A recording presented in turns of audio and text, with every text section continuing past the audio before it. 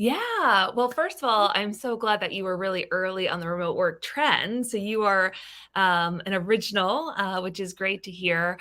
And I love that you were so forward thinking because I remember actually recommending something similar when I would hear about women in the workplace issues and how to support women at work. And I kept being like, hey, what about remote work? This could be a really great way to add flexibility. And again, that was considered like not the option people wanted to go for, also that it was kind of impossible in a way, which we know is not really true. So I just love how early you were on that thinking and also making it happen rather than just being an idea, trying to implement it with your network. A little bit about me. I'm Tam. I'm coming in from Boston, Massachusetts. You can see I have like a brick wall, which is very kind of New Englandy. But I am the co-author of a recent book called Remote Works, Managing for Freedom, Flexibility, and Focus. Before I wrote this book, I worked in a lot of different corporate settings. Most notably, I worked at Google. A lot of people have used that search engine before, and I actually have been to both the Gurgaon and the Mumbai office for Google. So I've been to India several times. I also worked at Automatic, which is WordPress, which was the largest all remote company before the pandemic. And I also worked in consulting and private equity and at a design studio called IDEO. So that was my 15 years of work before the pandemic. But I actually was a remote worker before I even knew it because I was a management consultant. I had a BlackBerry in 2006. I was always on airplanes and never at a home office. And I just thought that was work. And now I realize actually that was kind of building my remote skill set. But I really like remote work, not because I love being on Zoom all the time or anything of that sort. I really like it because of what you're standing for, that freedom, that flexibility, that ability to integrate life with work and not making it so stressful for people and feeling like they have to always give trade-offs between different aspects of their lives. So that's why I actually really care about it. So I'm excited about this conversation today. Great. So I think to start with, I wanted to ask, like, is remote work really something which makes a person productive, or you think there are obviously pros and cons to everything, but we would like to know more about the pros, and then we'll get into on what can be done about the cons as well. Yeah. So when we think about productivity, we start with this concept called energy tracking. And I think you can be a lot more productive by working at your peak energy levels.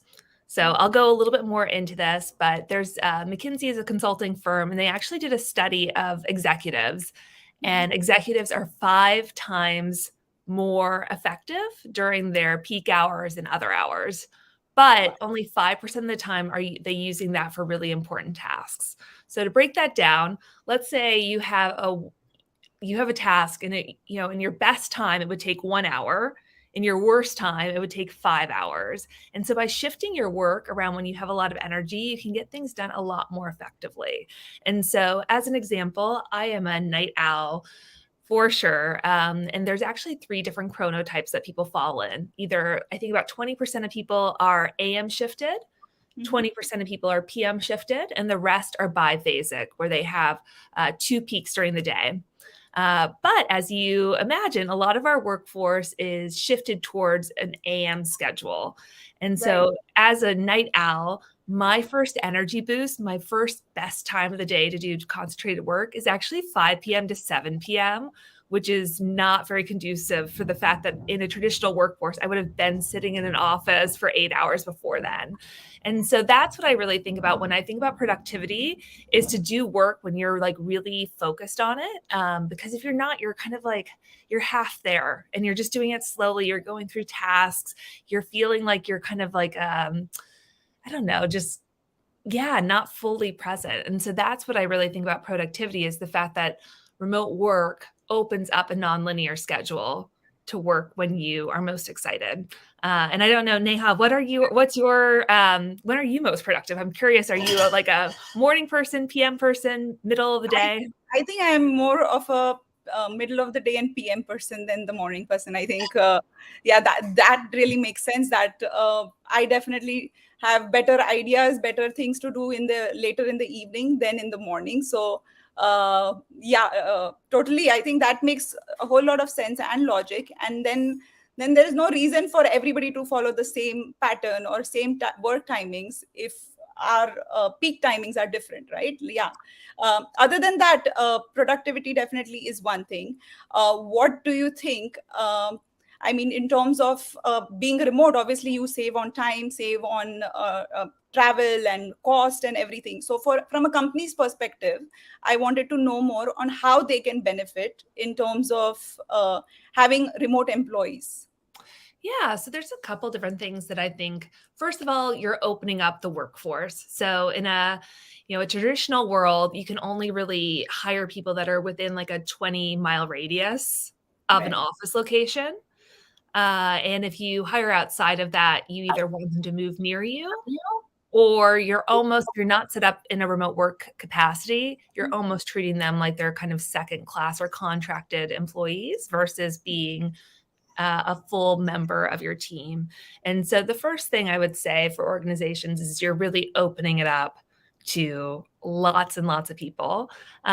Second, I think it's really cool when organizations are able to almost have like a 24-hour workday based on having shifts across the world. So, as I mentioned, I worked at Automatic, which was a remote company that was very early in the remote game, kind of like the Qween network. And we had about 2,000 employees, but I think there was like 100 countries represented. There was people everywhere. There was so many languages that were spoken. There was not, I think probably the US was obviously like the number where the biggest concentration was, but it was not a US centric company by any stretch of the imagination because there was people all over the place, which meant that I worked often with my coworker that was in the Maldives, and he had grown up in the Maldives. What a beautiful place to be born, beautiful ocean. But he would be working, and then I would have coworkers in Australia that might pick up the work, and then it would come back to us. And by having people around the world, especially if you're in a tech company where you might need customer service 24/7, you might need somebody to be doing technical support in case there's a bug or an issue. It's really important to have that kind of 24-hour coverage. So I think that is a really cool thing because you can just be productive at all different times of the day. So those are two things that really stand out to me about, and I also just the diversity of thought I think is really important. And so I was an expat for 9 years. I lived in Singapore for 4 of those, and I've been to many countries, and I think it really is important to work with people that are not just like you or grew up in the very same way that you did, because it makes you think, especially in a world where our products often cross borders, right? So I worked at Google, people use Google Docs all over the place, right? And rather than just getting customer feedback of like how my coworkers at Google all use Google Docs, it's so much more important to be out in the world and say like, oh, whoa, like like for example, when I would work with people in India, they were like, we don't really use like Gmail very much. We're really into WhatsApp. Like, can you please stop emailing So me all I the have time? to tell you, so even our team is all remote, and it works across India. So it's literally, I do not need to restrict myself just because we are based in Mumbai. We do not, like the talent doesn't need to be just from Mumbai. And it actually helps us attract even better talent because it doesn't have any limits on the location or any kind of state that we are staying in, right? So Yeah. it has definitely worked very well for us. So I think that's something that the clients or the companies also need to really realize. But what do you think? I mean, what is stopping companies? What do you think is the because I think during COVID, everybody really did move to obviously remote work, right? But now things are changing again. So how is that shift actually going to go back? I mean, and what is the future? Do we go all fully 100% work from office, or do we see a huge potential in remote work? Yeah. So I like to think of it as the genie is now out of the bottle. Yeah. As you mentioned, like, people were like, "Oh, it's so impossible to remote work," and that was the feedback that actually, for our book, Matt Mullenweg, who's the founder of WordPress, wrote our foreword, and he was like, "Everybody said it's impossible, that you could never grow a company that way, that it's not a real company unless you're there in person. There's all this pushback." But we know that's not true. We just did this giant prototype. It is possible. And also now people have those skills and they've done it and they've tried it. So saying like it's completely impossible is no longer true because people have done it. They know it is actually possible. So I Definitely. think a lot of it has to do actually with behavior change and internal psychology and control. And those are really, really hard to change. And I also like, we all want to have some type of aspect of control, right? And so if we feel like the way we have control is if we see everybody in an office and we feel like, okay, people are at least working, something's going to happen. I can tap anybody on the shoulder and get them to do something. You might feel like you have a lot of control, but I would say it's not necessarily true, that it is kind of an illusion of Right. control. So are there any, tools or strategies for companies who probably want to go all remote, but they're probably on the fence and trying to figure out? So, are there any effective ways and means to do it? Yeah, so I really think of so the way I imagine this, and I'm not exactly sure how education fully works in India. So this metaphor, let me know if it doesn't translate as well. But I often think of it as going from like a high school to a college model of work. And so in high school, it's kind of like, at least in America, it was like butts in seats, 40 hours a week. I go from one class to the next class to the next class. A teacher's watching me. I can't be in the hall without a hall pass. So it's like very controlled. And I think of that as kind of like the office environment or like the traditional office environment. But what we're wanting people to move to is one that has a lot more autonomy and looks much more like a university model, where the first day of class, you might get a syllabus. You're going to be like, hey, we're going to read these books. This is what you're supposed to learn. These are the objectives for the year. You're going to come in. We're having exams at these different time periods. We want you to write a paper by this date. But they're giving you, your professor's not calling you all the time, being like, hey, are you studying? What are you doing? What are you doing? What are you doing? Right? Like you are given kind of that control to, or autonomy to decide how you're going to get that work done. And so I think of it as very similar. You have to be a lot more transparent as an organization of what you want your individuals to accomplish. So what is the objective for that role? What does it look like to do work well? You can't rely on just kind of vague concepts as much with remote work. You have to be a lot more intentional, a lot more transparent. But I think in general, that makes an organization stronger because you are actually being really thoughtful about what you want to accomplish. And so I actually think it's a really good practice, even though it does take effort.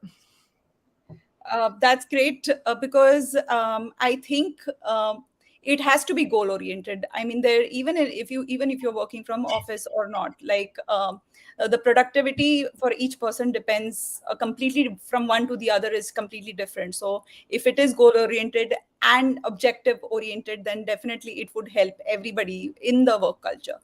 Now, taking a step back and looking at it from a perspective of a person who's actually working remotely, there could be also challenges in terms of you bringing work home. So, how do you really draw the line between when you are working and when you are actually not working, like balancing that work life balance that we all call it? And how do you maintain that and draw the line between when to stop and when to actually, because I heard a lot of people during COVID, right, they got burnt out just because they were working actually double the time at home because it was just expected a lot more out of them because of the whole shift, and because they're just saving on the commute and the travel and the expense. So I think the employers were also expecting a lot more to get the productivity out of the uh, employees. So how do you draw that line is from a employee perspective? Yeah. So I think this is, again, a lot of stuff is more psychological or behavior change. So, first, I would say this trend was always already happening before remote work in the pandemic. So, the second that people started having smartphones and having email on their smartphones or having laptops, you were being followed by work. And so, I even remember I had electronic leash. I think within like 4 months of joining a company in 2006, I got a BlackBerry, and I thought it was very cool because I'm like 22. I think I'm like such a professional. I have this BlackBerry, and I'm like, oh my gosh, look at me. And I remember like kind of putting it on. I would go to dinner with friends and like put it on the table to be like, look, I have a BlackBerry. All very silly, very 22-year-old mindset. But I didn't know at that time that it was essentially so people could get me to work whenever they wanted. And so, I would have that BlackBerry with me, and all of a sudden I was like obsessively checking it at dinner in case a partner at my consulting firm needed some type of analysis or needed me to check in on something. And so I all of a sudden became available all the time to work. And so I think people are experiencing that even more so with remote work, but I think it has existed beforehand. And a lot of it is about setting boundaries. And so that is hard by nature.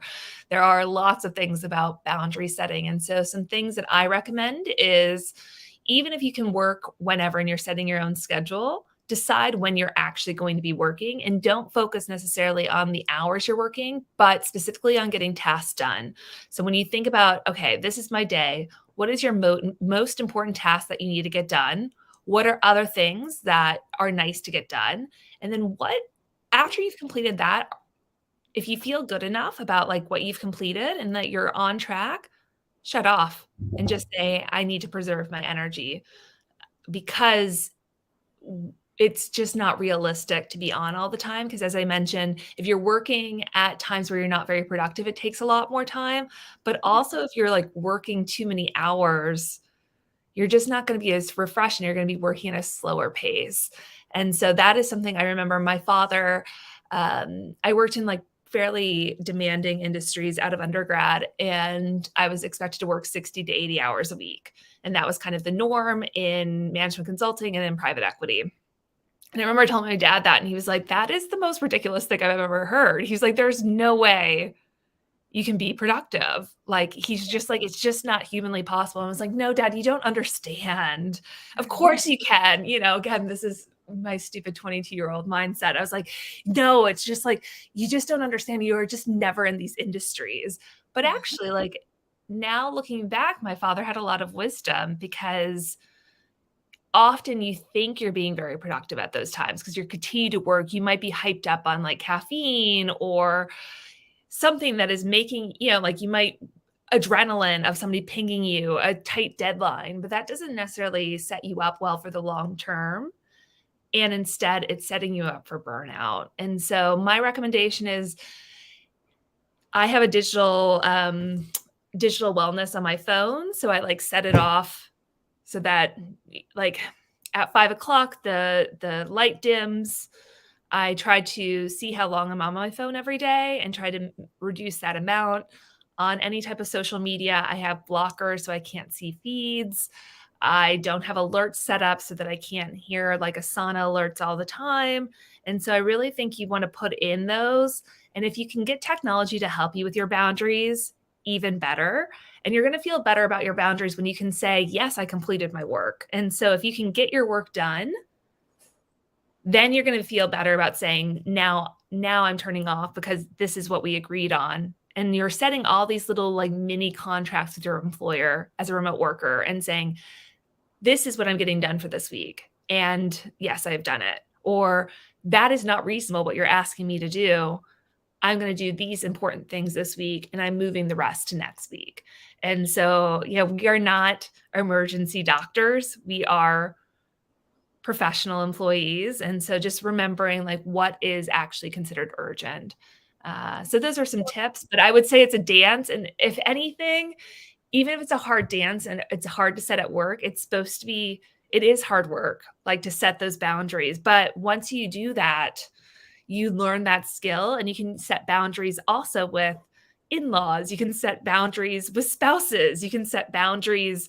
This is a thing that permeates every aspect of life, of how do you protect like your inner yourself, me energy versus kind of like the we energy. And you have to have this little bubble around yourself to preserve who you are in this world that might demand a lot of you. So while I mean we were talking, right, like setting boundaries, setting expectations definitely is one thing. One thing I realized, like if we were not going virtual, like we wouldn't be able to even have such conversation as we are having now, right? Like my question was, how do you build that sense of community, or sense of a connection with your team members? But then again, right now we are connected and we are miles apart and still be able to do that.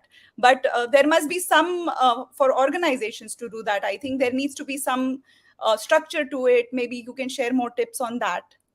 Yeah. So, yeah, first of all, I love the fact that I can kind of digitally travel through Zoom. It's really fun because as somebody that used to be an expat and lived outside of my home country for 9 years, I miss that aspect, but I don't miss all the travel involved with it of being on an airplane all the time. And so there's something really fun about being connected across. So there's a couple things I recommend. First of all, think about connection broader than just having to connect with people at work. So you can connect with people that are your friends in your town that are also in your industry. You can connect with people that are not in your industry. We need socialization, but it does not always have to come from your corporation. That being said, I recommend finding ways to connect that are deeper with colleagues. So if you can have a really nice solid 1 hour chat and you get to learn a lot more about the person, I think you're gonna be able to go deeper in that way on Zoom, and then that energy and that bond can kind of transfer over to work. So I recommend a lot more intentional time, and also if you're having team meetings, let's say every week, you have 10 people on your team and you do like a weekly meeting, to go over different things. Start with something fun that is bonding for the team, and so it could be a trivia quiz, you could have people do a share and tell, you can have small talk for 5 minutes. You can talk about your favorite TV shows that everybody's watching, but like having ways that you start a meeting and just say, we're spending the first 5 to 10 minutes of this meeting socially connecting. And if you're doing it socially and connecting, making sure that you're actually including everybody so that they do connect, because you're going to have a mix of people on those calls. Some people are going to be more extroverted. Some people will be more introverted. Some people will have been at the company for a long time and feel very safe. Some people might have just joined and they don't know the culture yet. So finding a way that you can include people as much as possible. And then another thing I recommend is if you're using some type of tool, so whether it's Slack or some type of internal documentation, finding ways that people can contribute to it to kind of show a little bit about their lives. And so I had a client and they were like really big into dogs. Like everybody loved their dogs. And so they would like share pictures of their dogs. And so they had a Slack channel and it was all about dog photos. I do not own a dog, but I really like animal photos. And so I would have been all in that channel. And so I think finding little ways that you can still have that connection. And also, I think use as much of people's backgrounds as possible. I think it's good when like people's kids sometimes pop in.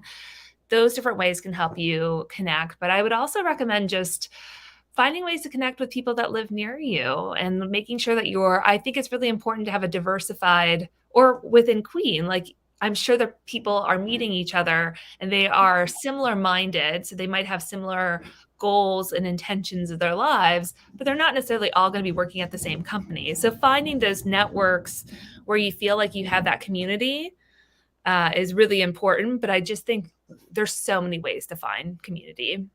So work is definitely not a thing where you really need to find that sense of connection, but definitely agreed that you really need those connections outside of work, and make sure that you have that social groups or networks where where you can follow your passions or some kind of hobbies, and stay connected with people. Now technology definitely has played a huge role in enabling all of this, right? Like remote work. But there are downsides to it as well, such as cybersecurity. What are your thoughts on that, and how do companies combat that? Ooh, yeah. So I think first of all, get a really good person in charge of your IT. That would be my number one recommendation, and ensuring that people are following good digital skill sets and good protocols. So if I go back to Automatic, Barry was our CIO. He was like a very prominent person across all of the company. Everybody was like, knew Barry, and he was really into making sure the company was secure. But I would say a couple things: use a password manager, a safe one, ideally. Use second factor auth so that you log in, but then there's a second login. Be careful about the tools that you're using. Use software that is suggested by your company versus stuff that's off brand. Yeah, I think those are kind of my recommendations. So I don't know if those are like, they're not, I'm sure a security expert would have better recommendations. But also, I think what you're seeing is my best friend, her husband runs a startup within Google that's all about security. And I know that they're launching a lot of like AI features at the moment. So also seeing what's on the market is there are third parties that you can partner with that are like experts in corporate security, and seeing ways that you can make sure that you are using software that can help you with your cybersecurity. So I'm not going to go into like what I think Shapoor's company does, but he used to do all corporate security within Google for like hacking and all those different kind of attacks and things of that sort. And now they have a product that uses a lot of that intel. So I would also recommend that, but just making sure you have really good protocols in place. And when you onboard new employees, ensure that there is some type of like written guide of like, this is what we do to ensure that we have a safe, secure environment. So those are some things I would recommend. But I'll leave it up to the security experts out there in the world. Yeah, I think there's been enough mechanism around it. So, and that's why it's all been enabled for us to be able to actually really do remote, right?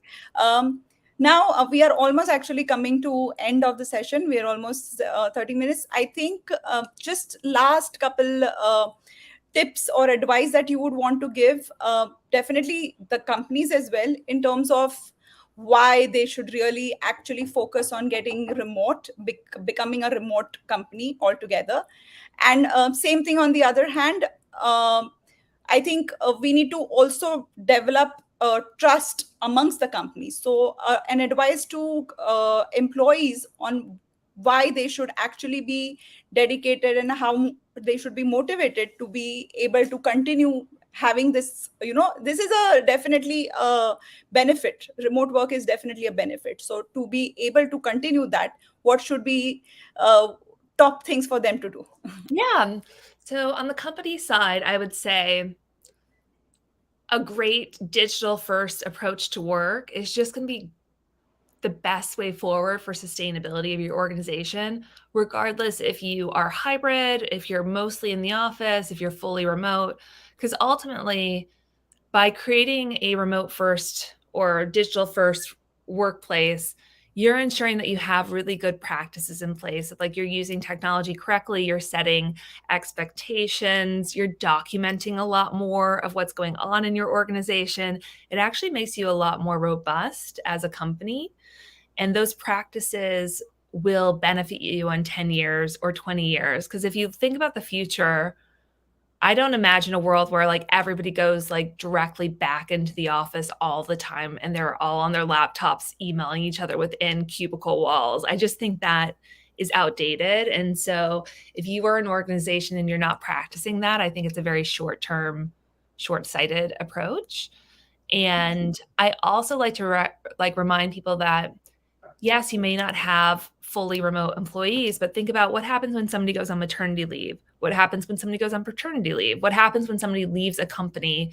Like you want to have those good practices in place so that there is a really good transition and handover. What happens when somebody's on vacation for a week? All of those are like examples where even if you are largely an office-based culture still, you're still having those hiccups that would be much easier Yeah. hiccups isn't the right word, but like you're having those breaks within employee base. Like they're not always on and they don't stay with your company forever. And so by having these really good digital practices, you're enabling that transition that has to happen, whether it's like 1 week that somebody's on vacation or somebody puts in their slip and say, I'm moving to another company. Like all of those things, you're better insulated and more protected for if you're a remote company. So that would be one thing. And then on the employee side, what are my tips? I always think of it as when you are a remote worker, you need to become your own kind of like project manager. By having more autonomy, it also means that you take on some of that as well. And so I think really understanding, like you have to really understand yourself and how you work best. And so I always recommend people put on kind of an explorer, researcher, an anthropologist kind of hat and just kind of experiment and be like, oh, looks like I hate this task, or oh, like I do this really fast. And it's like, huh, or I actually work really well in bursts where I like to work for 30 minutes, take a quick break, work another 30 minutes. So I would say start being a lot more mindful of like how you work best and then try to organize as much as possible around that. So you may say like, oh, I do not like working in this apartment. I really would prefer to work at a cafe. Or um, you know what? My company is hybrid and really I work best if I'm in the office 2 days a week and I really prefer Mondays and Fridays. And then I'm, at home. Just find your own kind of rhythm. And I think that is going to set you up for the long run. So that is always my recommendation to remote workers. There's a million ways to do remote work. You have to find the way that's right for you. I think just to add to that, what I really wanted to share also with the audience was like from the client's perspective, it is a great platform where you can actually hire diverse talent, and especially gender diversity being on the top over there, because that's the need of the hour. So definitely that's something that every company should look into. And I personally feel even there needs to be like something, government policies or reforms where we need to incorporate that, because like you mentioned, right, with maternity or anything that goes on with family care, uh, at least there needs to be that option officially from all the ends, pushing towards getting remote work possible for women especially. So and for women, that's I would say that they need to take it seriously. Then once that trust is built, then let's take it seriously and prove that it is possible, so that it's a both sides that need to work together. But yes, I am very thankful for you, and really glad that we did this, because it's something that was very important to be discussed. And good luck with everything that you do, and let's stay connected. Thanks, Tamara. Great. Thank you. Thanks for having me. Thank you. Have a good day. Thanks.